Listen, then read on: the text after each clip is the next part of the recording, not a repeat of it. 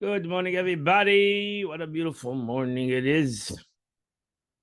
We're holding Monday, the second reading of the portion of Balak, which is on chapter 22, verse number 13.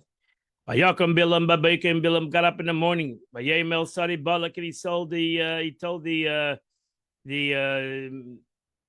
nobles, whatever, Balak, the Chul, go back home. He may not tell because the Abishter, God, doesn't want to give me, refuses to let me go with you. Actually says, only with greater nobles than you. God wants me to go, but not with the schleppers like you. This shows us that he was conceit and was unwilling to reveal that he was under the control of God.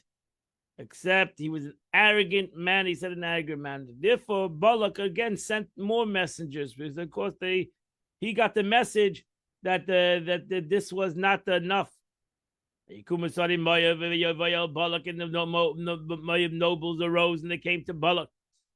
When they said, Bilam doesn't want to go with us. Balak sent even greater. He sent dignitaries. Rabim, he sent a bigger group. Nechbadim, he sent a higher ranking group. Me'elef, and the one he sent first. Bilam, and they came to Bilam, and they said to him, Kayama Balak, this is what Balak said. Ben Tzipper, the son of Tzipper. I'll not timna mahalachilai, don't hold yourself back, don't hesitate for coming. Because if you're worried about money, because I'll give you great honor. Whatever you tell me, I'll do. The only thing I'm asking is to come and curse the people. That's how I said. Now she says, I'll give you more than you have ever received in the past. This is going to be a payload. Ayan Bilam, so Bilam said, he told the servants of Balak. Immediately, Balak, Mali, basic if Balak would give me a house full of silver and gold, I cannot go against the word of God. La says ketano gdela, to do small thing or big thing. Now she says this shows us that he was greedy and convert over other people's money. He said, you ought to give me all the silver and gold. What you told him? You telling me you give me a big pay. You should give me more. You should give me all the silver and gold you have. Since he has to hire many armies, and even then, it's questionable if they'll win or not. But me, if I curse them, I will win. So I deserve unlimited amount of money. But nevertheless, he was unwillingly admitted that he was under the control of others. Hence, he prophesied that he could not annul the blessing of which the patriarchs have been blessed by the mouth of God. He said, listen to them. Listen, the only thing I could do is ask God. Stay with me today.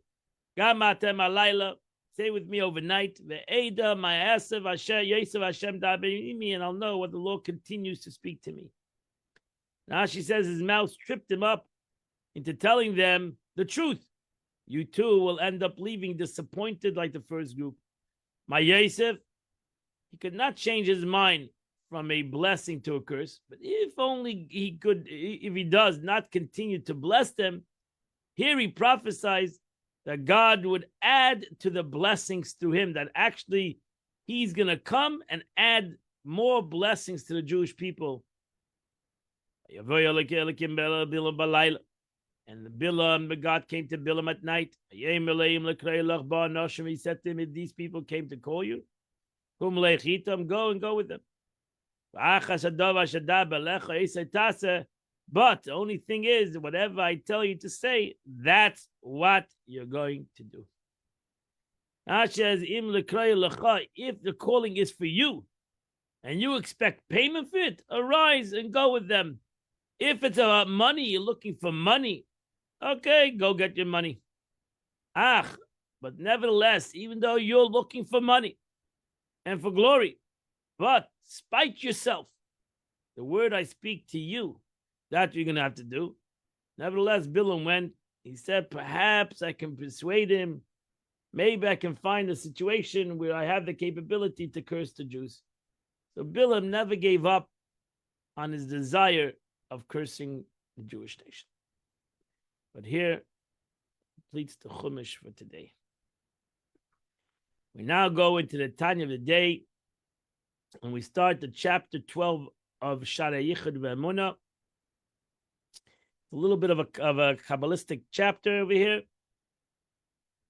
So the letters, the Alter Rebbe is involved in the letters of the words of the Torah. It's Chav Beis Oisius, 22 letters of Torah. There is a beautiful book that's given out. I don't have it over here in my house. I have it. The letters, Kabbalistic letters, and it goes into each letter. Al Pi Kabbalah. It's a book in English. I think it's written by Rabbi Raskin. The letters that constitutes the 10 utterance, as the Alter Rebbe has just explained, are influence of the divine attributes which are wholly united with God. That's what the Alter Rebbe said. Therefore, though they are termed mere letters, they're able to serve as vehicles since they're totally an extension of, so to say, of godliness. They have the capability to be a vehicle of creating the wisdom and intellect of creating beings, to which they are thus far superior in terms of letters. So therefore, you shouldn't just fall into the word letters. What's so important about the 22 letters? It's like English letters. It's not. These are holy letters. These are special. These are vehicles of light into the relationship as the supernal attributes from which they emanate. These letters are the specifically 22 manners of manifestation to which God chose to create the world. Therefore, we know through history, dikduk was important. It's not important the word, it's important the way you say the word. And that's why it's very important. If somebody reads a Torah, that's why you see in Shul, they fix him when he makes a mistake on a word in the pronunciation of a word. Because the word is important, the way it's pronounced, the way it sounds, and the way it says, the way it expresses itself. So according to Rebbe Notes, the forthcoming chapter underscores the fact that all created beings in their vastly differentiated multiplicity are in fact no more than 22 distinctive forms of divine manifestation. Really, everything comes out from these 24 letters that are again manipulated in many different ways. As the expression by Jews is saying, you can say Noach in 7 Greisen. You could say the word Noach, which is only 2 letters, but it depends the way you say where the vowels are, what vowels you put under the letters. So you're going to be able to say Noach in 7 different ways. And they all can be wrong because they're written, because you're saying it wrong. There's one way to say Noach. So it's important to realize Hebrew letters. And that's why it's called living. It's a living letters because it gives life. It is not dust. It's a word. English word is dead.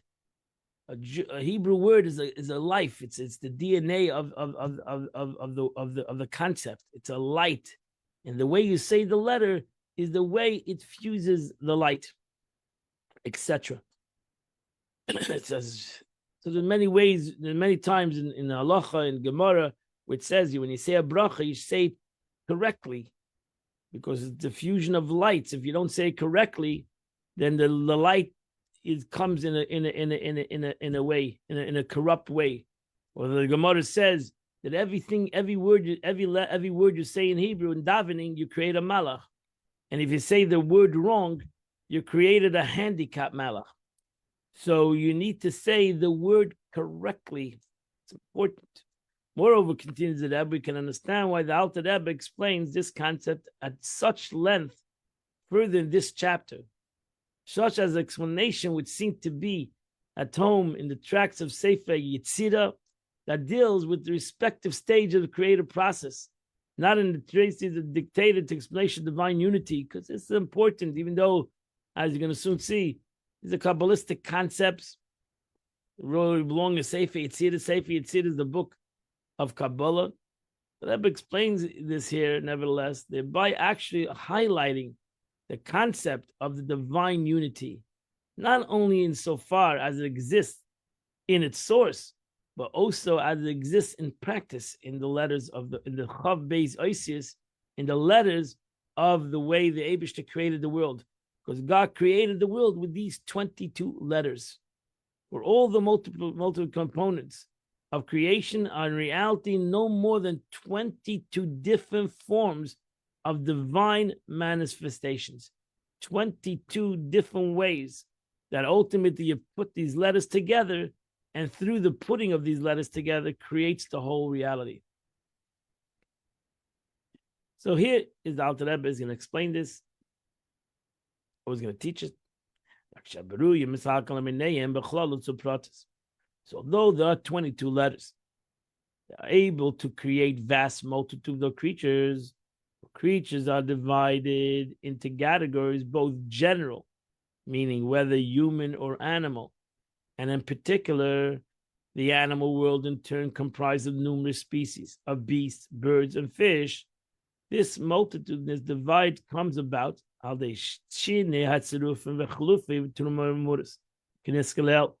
the change of a combination, substitution, and transformation of the letters explained above. So a shod is shin vav reish. The letter shin vav reish is the DNA of a shod of an ox. A sus is samach vav samach, and so on. A tzipar is a bird, and you go to the different kinds of birds that the Torah says. Each one of these have their letters. So when the letters are combined in one way, one kind of creature is created. A different combination gives rise to a different kind of creature. For example, in chapter 1, certain letters may sometimes be substituted and transferred with one another. In some type of words, the creation comes through adbash, through flipping the letters, etc. Those creatures whose names are not mentioned in the 10 utterance derive their vitality by means of combinations, substitutions, and transformations of the world letters that do not appear in the 10 utterances of the creation. Because you have to look at every letter of the 22 letters. You have to look at every letter. You have to look at it as an individual, particular life force and power. Every letter. And that's why I said to you, I believe I said yesterday, you go in halacha, the way the letter is written, there's 20, 30 halachas on each letter. I'm not a sefer, but if you're a sefer, you'll be able to tell you all the halachas of each and every letter, how it is written. So every letter has within it, in itself, all the way it's written, and the way through, because it needs to be written in a certain kind of a way, al pi halacha, according to Jewish law, to be able to diffuse this light, to be able to be a vessel for this light. So the Rebbe notes over here that since the letters are separate from each other, what combines them and how is this accomplished? Alter Rebbe goes on to answer this by saying, you take the letters and then you put the letters together. Now you create a word. Create a word. And that's why you see, you'll see when you learn Chumash and Rashi, like yesterday even, you have a milui of the letters. A lot of times the letter is missing a vav. And now she goes into interpretation of why there's missing a vav in this letter. You learn something out of it. Because it's not just, that the letters were missing a vav in the letter. Why would the vav be missing? It changes the ultimate, what the letter comes to teach us. It's too amazing. That's why, again, the words in Hebrew are living words. They're called living words. Lashon Kodesh. It's a holy language. It's a language that gives off holiness. And then in addition to the numerous kinds of powers and life forms, each are forth according to the number of letters of a word. And that's why you have in the letters of a word a milui and a chassid. There's missing a letter, there's the complete letter, there's an extra letter. Because even in the number of the letters of words changes, has a different life force to the world. There is an addition transcending all the particular powers. Flow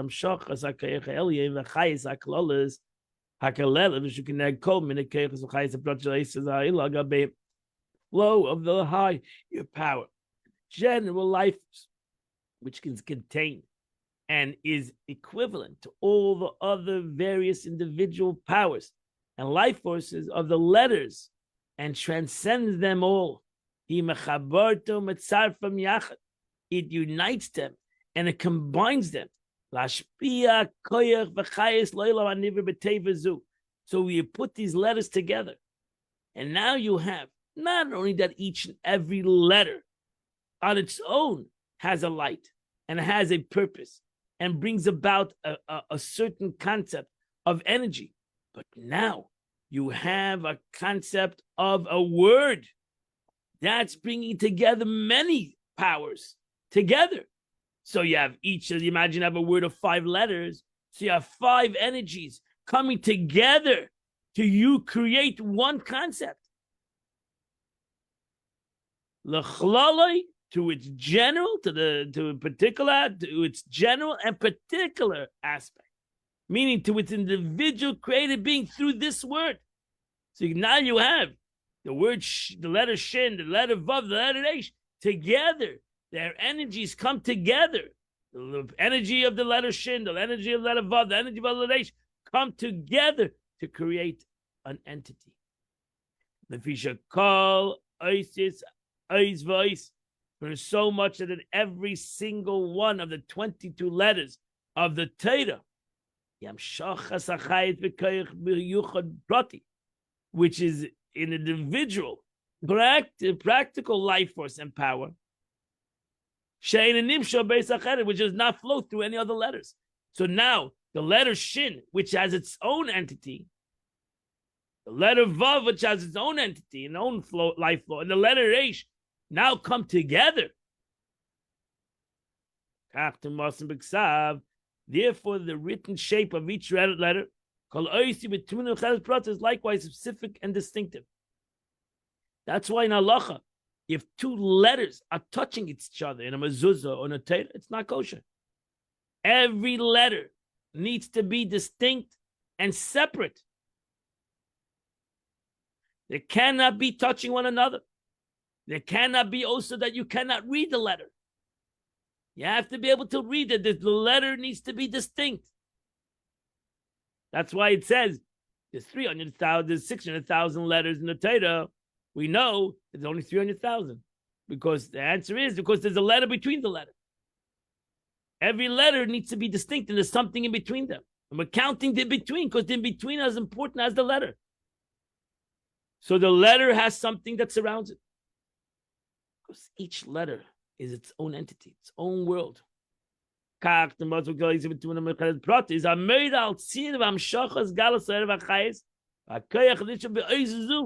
Which indicates the pattern of the flow and the manifestation of life, light, and life force and power, which revealed the flow through this letter, and not the letter next to it, but its own letter. That's why if the whole Torah has 300,000 letters, is missing. If you're going to read the Torah, and one day you'll a mistake. If you'll read, you say, "Oh, we're missing a letter." You can't read the Torah anymore. The whole Torah is puzzle because it's missing one letter. Because every letter, even though it's part of a word, is important, has its own purpose. And how it flows and it's revealed from the attributes of the Holy One, blessed be, and his will and his wisdom and so on. So returning to the body of the text, Alter Rebbe now goes on to illustrate how one utterance, let there be firmament, hierarchy, created extensive components of the world as well as the specific creatures. Note of the Rebbe, this also helps us understand the degree of which divine unity may be perceived in relationship to the created beings in this world too. In the 7 heavens and all the celestial hosts are created and live and exist. From the solitary utterance, let there be firmament. You should realize, in essence, that these 2 words, Rakia, 2 words, that has within it 7 letters. Two words of 7 letters. Yehirakim, let there be the firmament. Let there be a heaven. Let there be a firmament. It has within it so many levels and so many concepts in these two words of 7 letters. For example,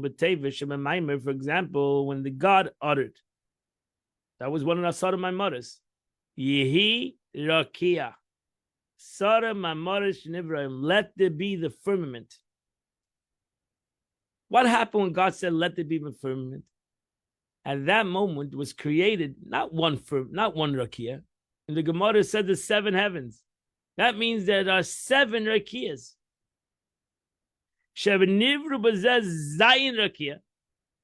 Created through those 2 words were created 7 heavens. Not only 7 heavens were created, and all the components, celestial hosts that were created in these 7 heavens. Is brought in the Gemara. Memory of the statement of a sage of blessed memory. Firmament called Shchakim, one of the firmaments is called Shchakim, in which stands a millstone that grinds man for tzaddikim. So whatever, when there comes all the man that tzaddikim eat in Gan Eden, Zavul, the firmament that called Zavul, Shabai Yerushalayim Beis Hamikdash Beis Hamikdash. In Zavul, which stands the heavenly Jerusalem, not the earthly Jerusalem, you have the heavenly Jerusalem, the holy temple and the altar. So right now, as the Gemara says, that the root that Yerushalayim Habnuya, and the Beis Hamikdash is standing in heaven. It's waiting to come down. So we know, the Gemara says where it is. Question is, we know this place, but it's called Zavul. It's one of the Rakiyas. Called Zavul. Mochan Shabai Oitz Sheleg, in the firmament called Mochan. Over there, the stores of snow, Oitz is butter, and stores of hail. So each of the 7 firmaments does have its general nature.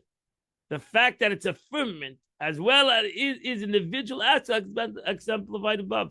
So you can go into the Gemara, and you can see what each heaven is called, and what is in each and heaven. All of these things are created with 2 words: Yehi Rakia. The heavens and all that create and live and exist through the aggregated words of the utterance, Yehi Rakia. Let there be from these 2 words, 7 letters. Now you can understand the power of these words. So in general terms, their existence as heavens results from the comprehensive illumination contained within the words, Yehi Rakia. Let there be the firmament.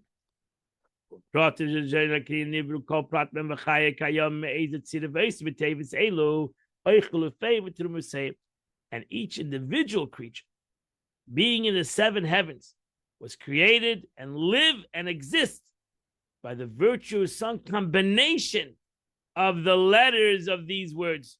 So now you have combinations, substitutions, and subagregations, and numerical values, and the way these words are said in the vowels, etc., etc., etc., that you have all the pratim, all the specifics in these 2 words.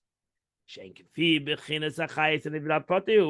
these combinations and substitution and transformations being according to the quality of the life force of that particular creature. For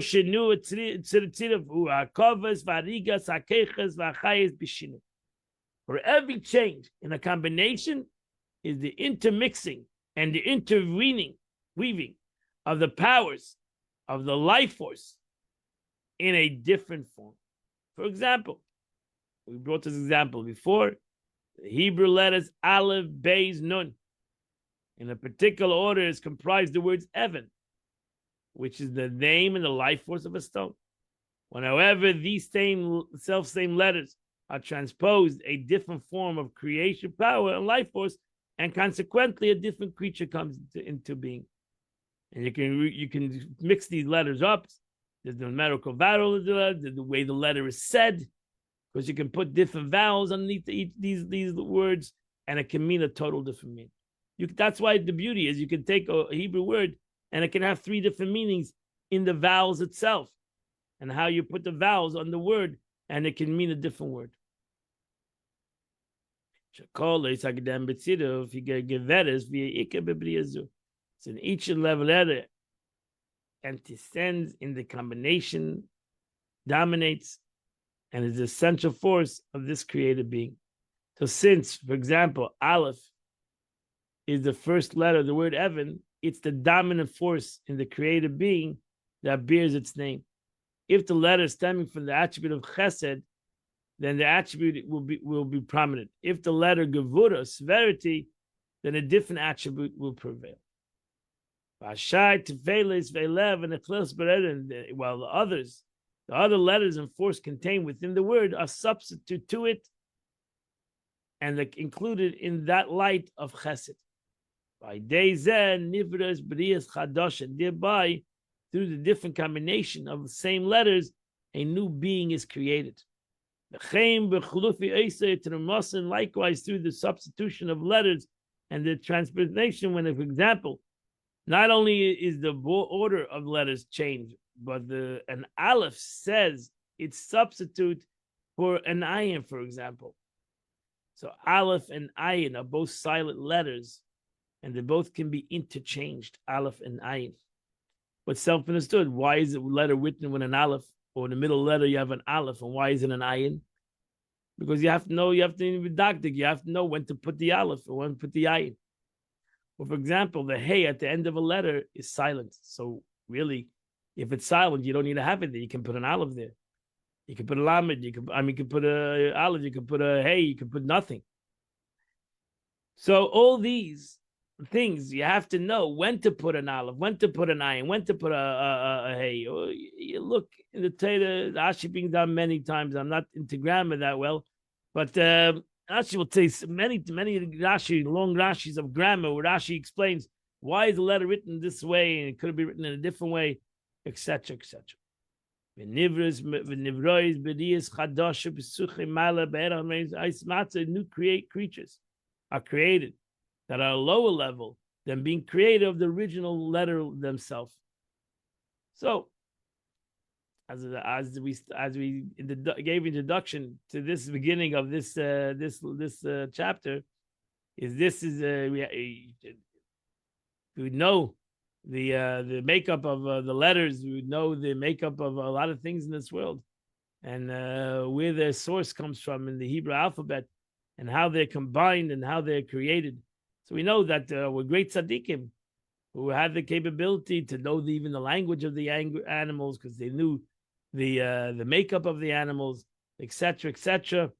But we learn about it. We don't really have the comprehension of these concepts. Today is the 9th day of the month.